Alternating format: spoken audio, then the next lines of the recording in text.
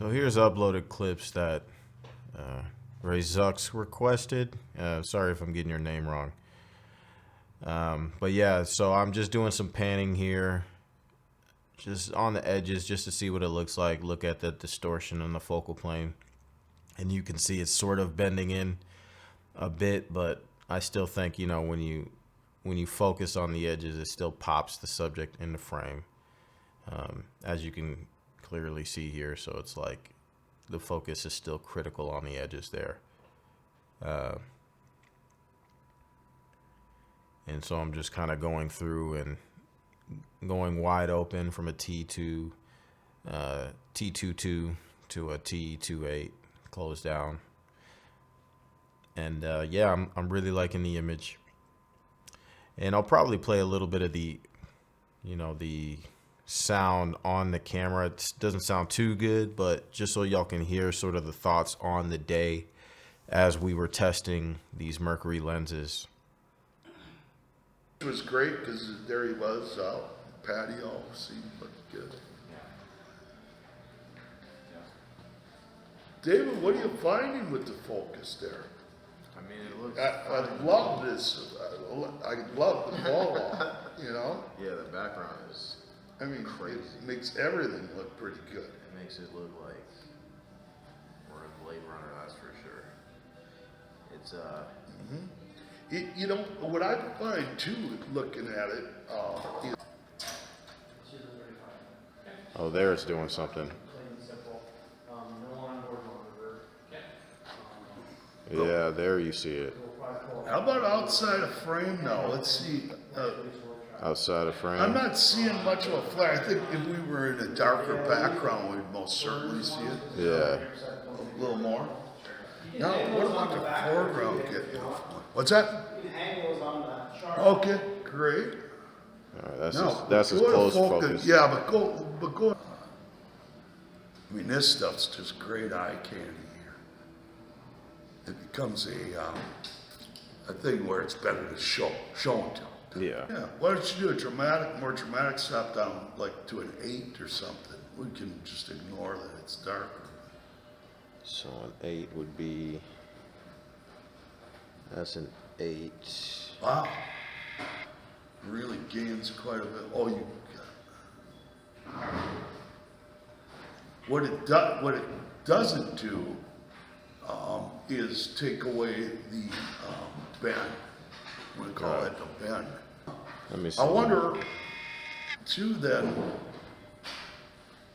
because that, you know, stop down like that, the focus all real believable. It almost enhances a little bit the curve, but I guess it looks curved at both stops. Yeah. And so the usual thing of wanting to have shallower depth of field feels like it's still a good thing. Just see how. So T2.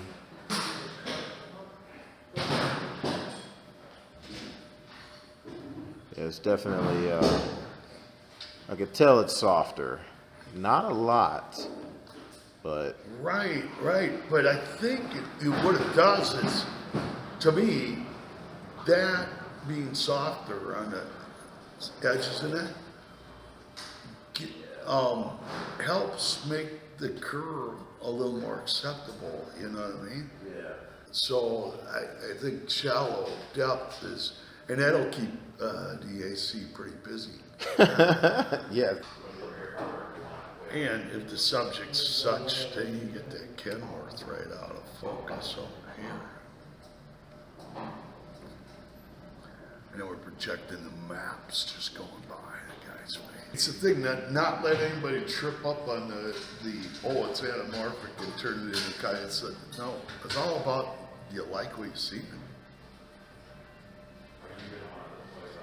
I really like the way the focus can rack, even with the big breath. I really haven't felt any of that problem like Steve was telling us. It wouldn't be so much this way, the focus.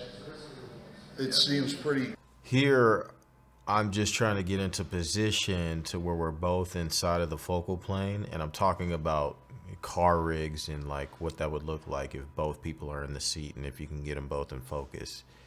And I think from this test right here, it's plainly obvious that that would be able to happen. And so we're just talking about the wideness of it. It was a 36 wide enough, but definitely the focus can be on two people in a car. So here I just want to talk through, you know, looking at this 42 and starting all the way wide open at a T22, and going, you know, closing down to a T8.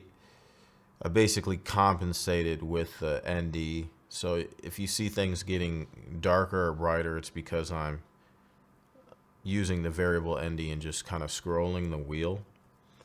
Otherwise, it's a, you know, a combination between opening up, closing down.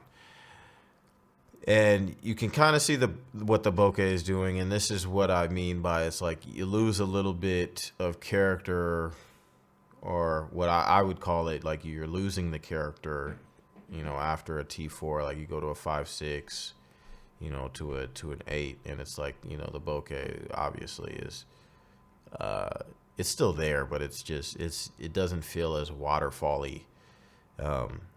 But the nice thing is you still keep that barrel distortion if you like that, and if somebody wants it to be more normal, well, then you can stop down and, you know, still get that spherical look if that's what you're looking for on the day.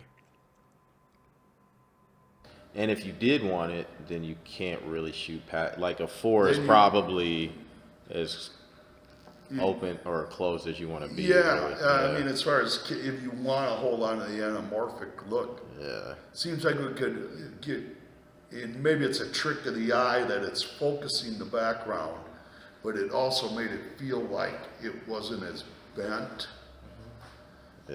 by simply stopping down. So, I mean, that, and I say that in a little bit of answer to, like, if somebody said, okay, yeah, we'll go with these, well, and then they started chickening out later. Yeah. But still, you'd have to have more fun. I would say. And then the dolly would go past. To me, it looks that's like, where the movement. yeah, where it If comes you in. had this, if we had this like this, and that movement across would really show that off. Mm-hmm. We can Oh. be in focus, you know. Yeah. Like imagine if we're driving in a car or something like that, if I wanted to shoot it. Mm-hmm. Yeah. I'm too accepting on the focus. I'm thinking right away that it looks like it's pretty good. Yeah, I mean, that does look good. If I get Okay, so here it's wide open, and we kind of get a profile just looking at each other. I don't think the focus was right on, and I was trying to do it, you know, just as a one-man band sort of thing, but you could still see in that last frame that it's still, you can get two people in a frame and focus on them and still have it be critically sharp. And then obviously here we're testing the close focus, and it looks good. And I start to feel, now I feel the distortion a little bit more. Exaggerates that, but boy, does that get personal, huh? Yeah, that's super cool. That's just a good look right there. Yeah, I feel like, and of course, using minimum focus, we're gonna really mess with the depth of field. Yeah. Getting rid of that. A lot of breath to that. Yeah, there's a ton of breath. But that's kind of nice in the terms of like, Yeah. if you Oh, want we that zoomed character. out. Oh, we zoomed out. Yeah, right. And that flare Really is nice use the- too. That flare. Yeah, it's starting to get a little bit, well, now we're talking. Now we're talking. Right? And like with your own, if you leave it right there and then step into that light, yep. See how we're pronouncing it Oh, more yeah. there? I like that. It's got a bit of a 3D effect to it. That's right, you know, like create some conflicts. So far, we're good. Yeah. Like I said, we did the same things. I'm almost Amber too. The amber flare is so nice. right. You know. It's a good reason to use tungsten for it. Yeah. You know, the longer all of a sudden also makes it really, if someone's getting uptight about the, I hate to even call it distortion, but it's totally, it's kind of like, what's making this thing unique? What's making that shot more unique? Like a civilian ain't gonna know going like that. You know, any kind of a move. I'm not a big fan of like easy race and steady cam, but like that, where it's really,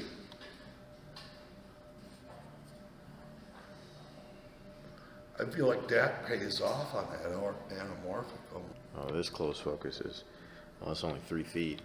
That's not a very, No, very close. Have to do some diopter things going on. but if you needed that, I mean, that's a matter of distance, I think, too. Of course. What do you think about the 72? It's pretty good. I mean, it's a flattering one, more so than the other ones. But and so I sit down in the frame just to wrap up the 72 here. It's like I was saying, it's a flatter lens. It looks good. It's pleasing, right? Like any longer focal length with the face. And honestly, there's not too much to say about it. It looks good. It matches well. The colors match very well. The bokeh's there. It doesn't have obviously the barrel distortion isn't tremendous on this one, but it looks good and the flares look good. And yeah, I think this is an extremely pleasing set of lenses. Yeah, 72 even flares pretty good.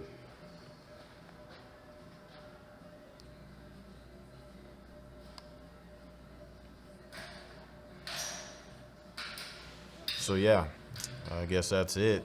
Thanks for watching. Hope this helps. Oh boy.